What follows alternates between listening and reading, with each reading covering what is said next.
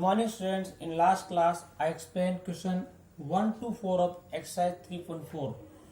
Today I start from the question number 5.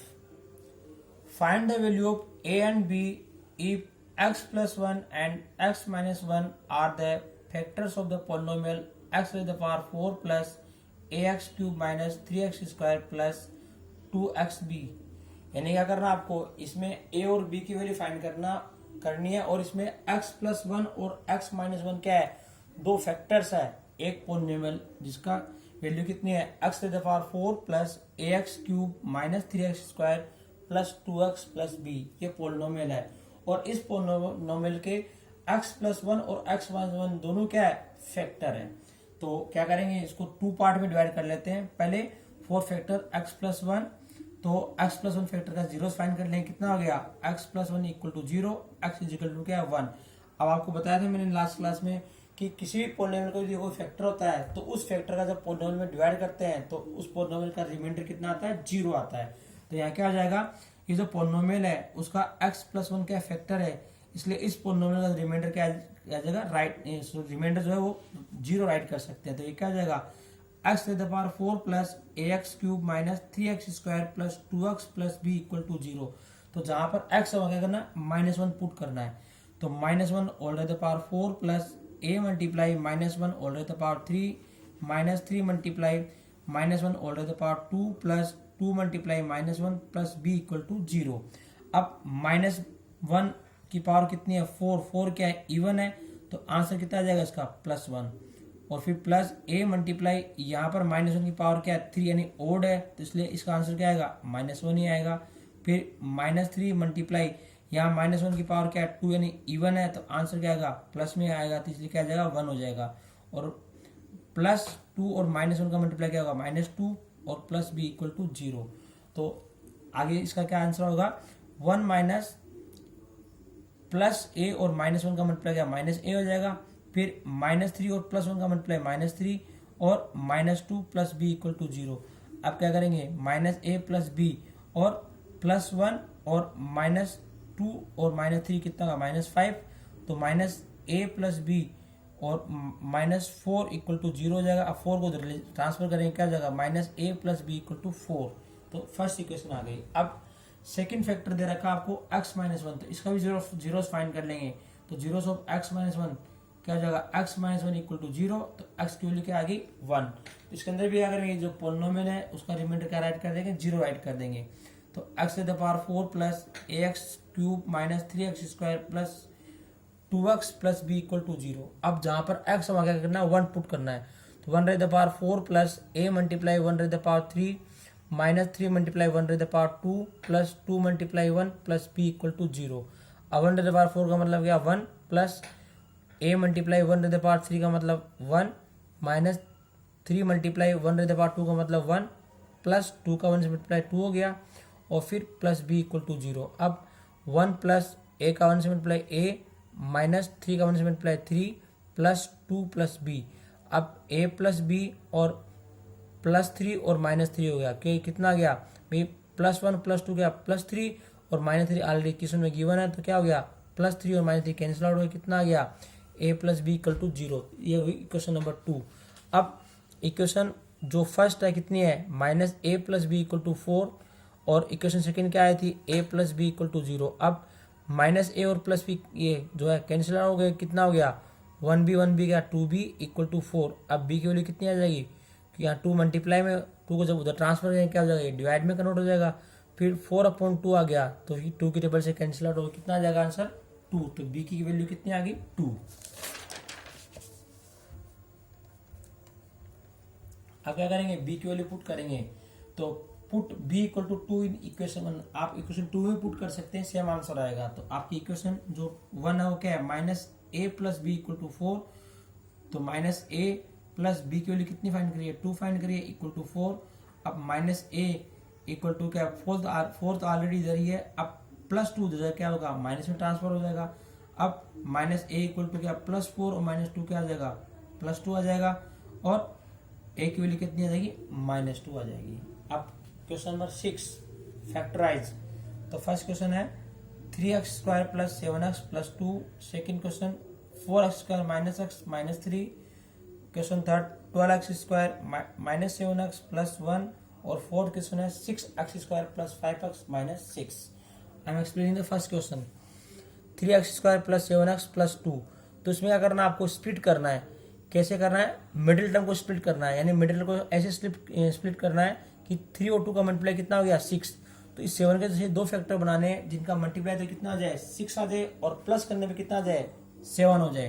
तो 6 और 1 का मल्टीप्लाई कितना हो जाएगा 6 और 6 और 1 क्या आएगा 7। तो 2 फैक्टर हो गए इसके 6 और 1। तो जो 3 टर्म दे रखे हैं तो फर्स्ट और लास्ट टर्म में कोई चेंजिंग नहीं करेंगे। ये तो क्या आ जाएगा 3x² प्लस 7 के 2 फैक्टर बन गए कितने 6 और 1। तो ये क्या हो गया 6x प्लस 1x प्लस 2। अब 4 टर्म्स हो गए।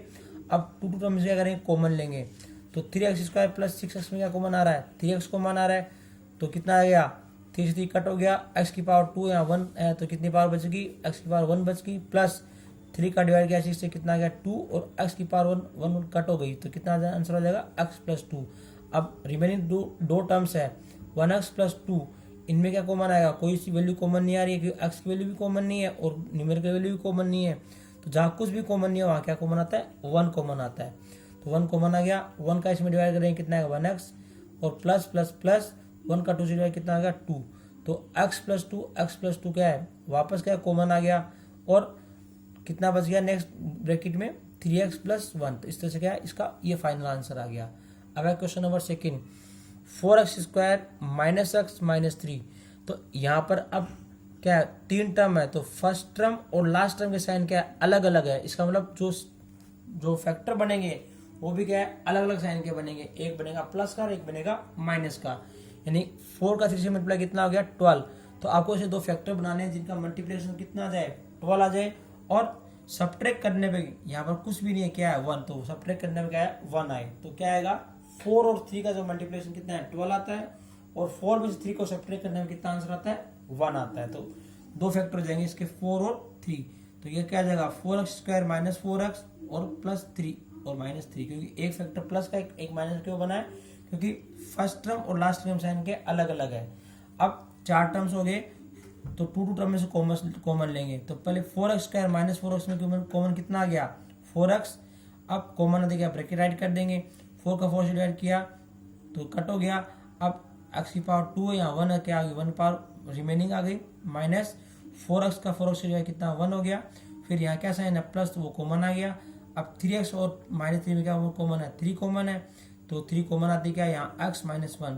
अब ये दोनों वैल्यू दोनों ब्रेक ये जो x माइनस 1 वापस कॉमन आ गया तो ये क्या हो गया x माइनस 1 और जो ब्रैकेट के बाहर है 4x प्लस 3 इनको अलग राइट कर दिया। तो ये आपका आंसर आ गया x माइनस 1 4x प्लस 3। फिर है question third 12x² minus 7x plus 1। तो इसमें फर्स्ट टर्म और लास्ट टर्म का क्या है साइन सेम है तो क्या होगा बीच वाला जो टर्म है उसके 2 ऐसे फैक्टर बनेंगे जिनके साइन क्या होंगे माइनस ही होंगे, क्योंकि यहाँ पर क्या है जब फर्स्ट टर्म लास्ट टर्म सब साइन सेम होते हैं तो बीच वाले टर्म में जो साइन होता है दोनों फैक्टर उसी के बनते हैं। तो मल्टीप्लाई करने में कितना आना चाहिए 12 और प्लस करने में कितना आना चाहिए 7। तो 4 और 3 का मल्टीप्लाई कितना होता है 12 होता है और 4 और 3 को जब प्लस करेंगे कितना आएगा 7 आएगा। और दोनों फैक्टर किसके बनेंगे माइनस के बनेंगे, क्यों बीच में माइनस साइन दे रखा है। अब 12x² minus 4x minus 3x plus 1। अब 2 टर्म में कॉमन लेंगे तो यहाँ कॉमन कितना आ जाएगा 12x² और 4x में 4x कॉमन आ गया। कॉमन आने वाले 4 का डिवाइड किया 12 में कितना है 3 और यहाँ पावर 2 यहाँ पावर 1 तो कितनी पावर आएगी 1 आएगी माइनस 4x से डिवाइड किया कितना है 1 आ गया। फिर यहाँ माइनस साइन है तो वही कॉमन आ जाएगा। अब 3x और प्लस 1 में कोई कॉमन नहीं है, जहाँ कुछ कॉमन नहीं वहाँ कितना आता है 1 कॉमन आता है।